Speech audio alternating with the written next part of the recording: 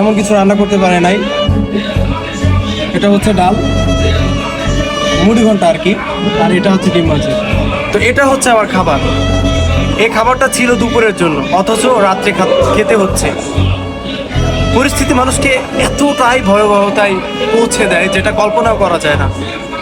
একটা মানুষ রোজায় থাকলে 12 ঘন্টা পর ইফতারি করে, কিন্তু আমি সেটারও সুযোগ পাচ্ছি না।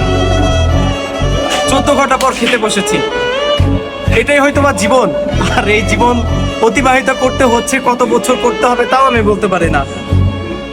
সত্যি অনেক কষ্টের একটা ব্যাপার।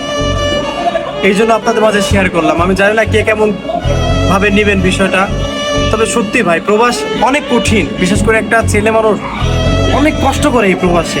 আমার রিকোয়েস্ট এতটুকুই, যারা প্রবাসে আসে তাদেরকে আর যাই হোক ভুল বুঝবেন না, তাদের দুঃখটা বোঝার চেষ্টা করবেন। ভালো থাকবেন সবাই। আল্লাহ হাফেজ। আসসালামু আলাইকুম।